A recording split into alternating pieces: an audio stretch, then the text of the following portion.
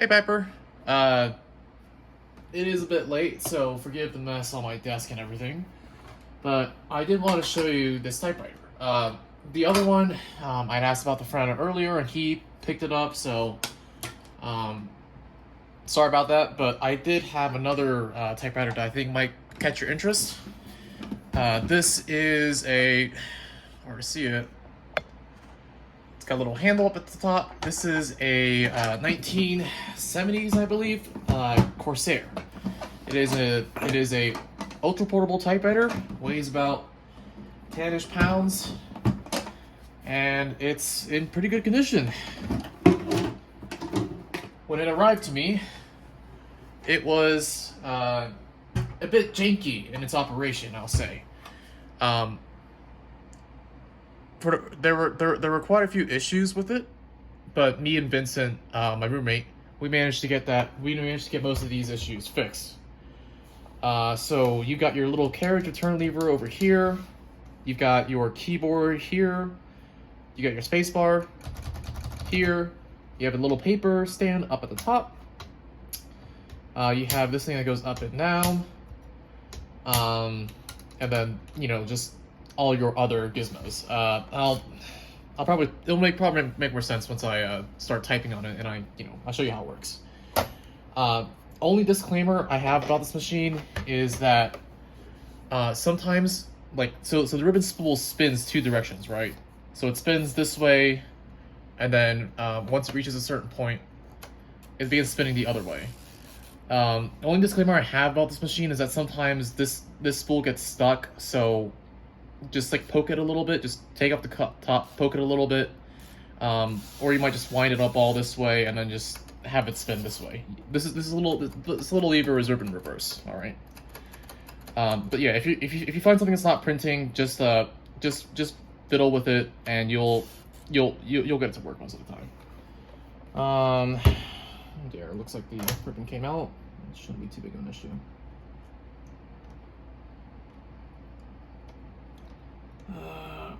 Okay, there we go.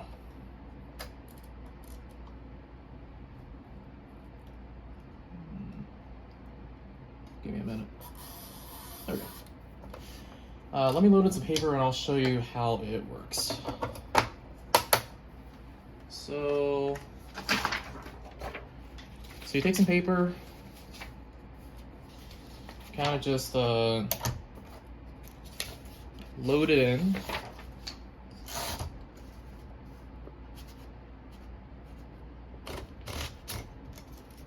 You lift this up. This is called paper bale.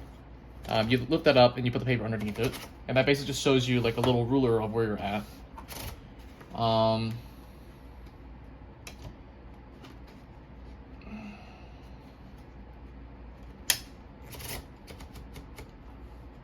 You rotate this knob to, move the paper up and down a few lines, and then you can just begin typing. You do have your ribbon color selected here, so you have the red, which is a little bit faded out. You have the white, which is just stencil, means no ink, and then you have black. Notice how the ribbon is black and red. So flipping between those three options, like you hear the ticks, would basically result in what you need. I guess here we go.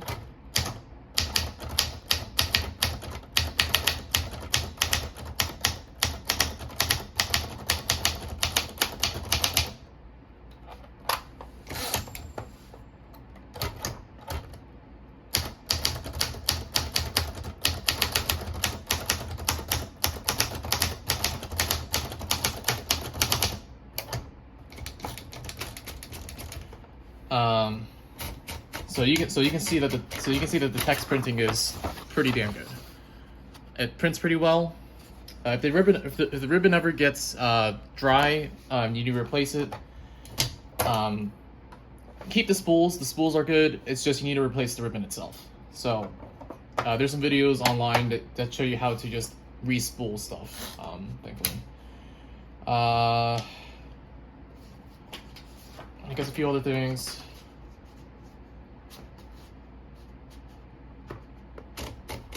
Let's roll this up.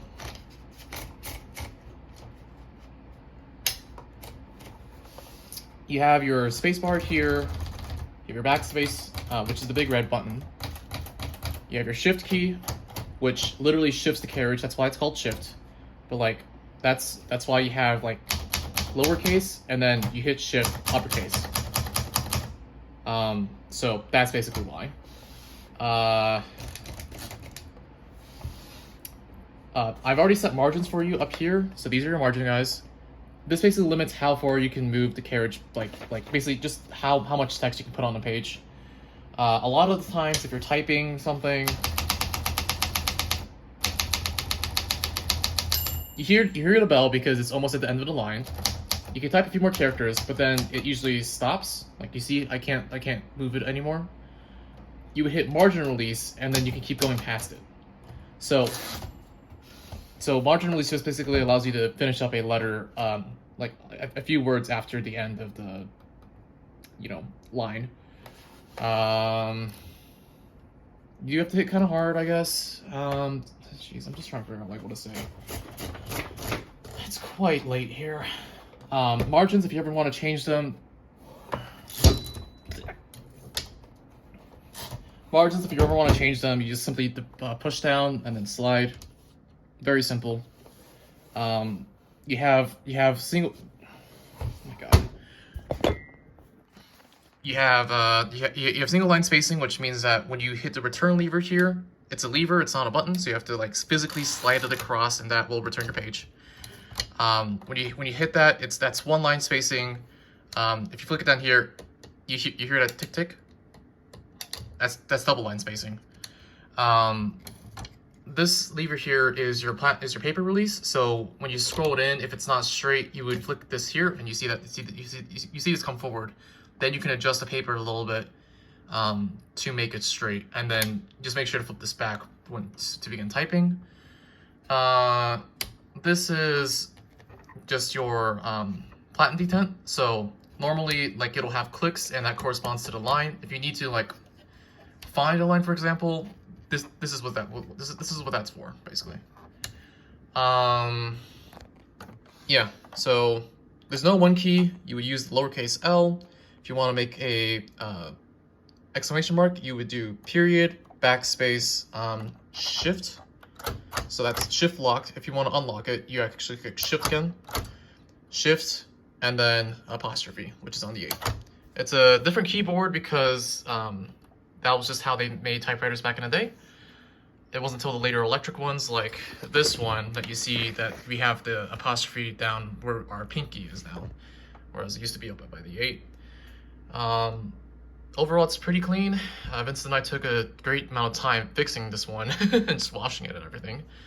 But yeah, it's quite nice. Oh, also one other thing that I really enjoy about this machine, it's got a tab key, so you can get across the page really quickly. It sort of hits along these red areas here. I think that was just because that was a whatchamacallit.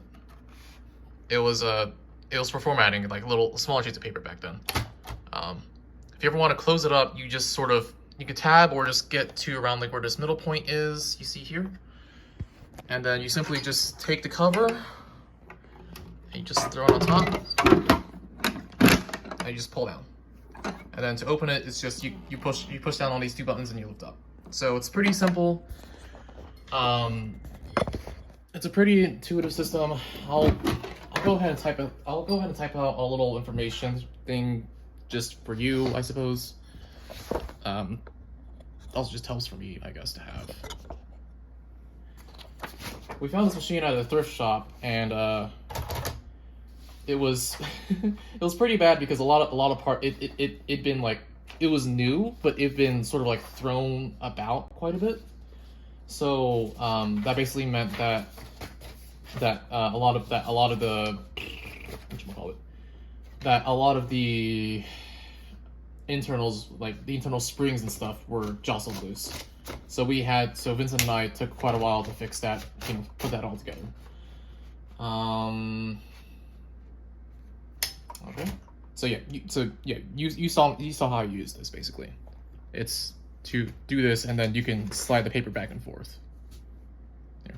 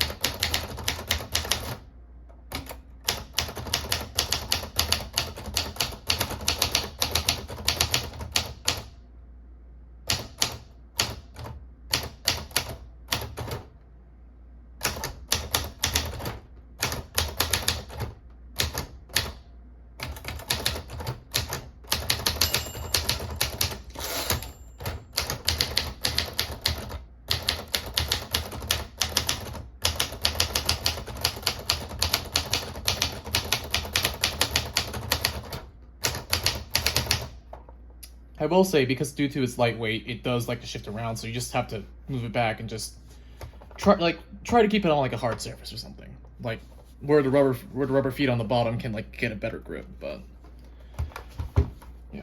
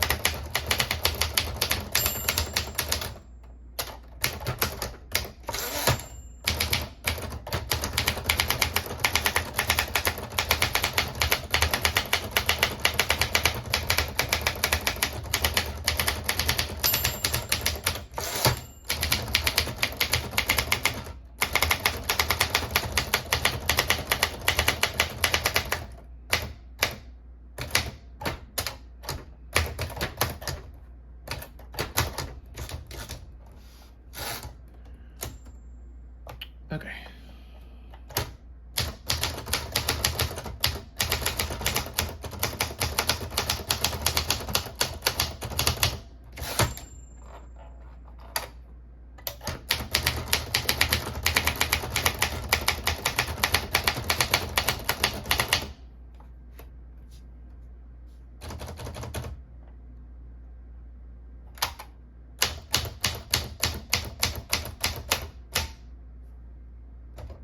Okay, this key might be a little bit sticky, but it's just the quarter sign. I don't think you'll need it. It was back in the business times when they really need to use it.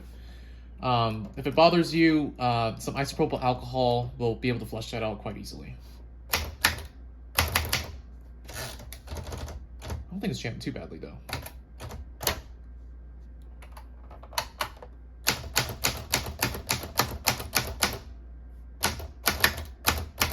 Yeah, it's fine. There's also the six here. That's just an underlining. Yeah, keep the ship for the 6. So yeah, I've got some general information typed out for you. So if you're interested, here it is. If you're interested, just let Angela know. I'll package this up, and hopefully, when I'm back, not this weekend, but maybe next. You can go ahead. I'll drop it off with Angela, and she can drop it off to you. So, yeah, 1970 Smith Corona Corsair, 50-year-old machine, running quite well. Pretty clean. We spent a lot of time making sure that we could repair it to the best of our abilities. And yeah, just let me know. All right. Well, have a good one. Bye.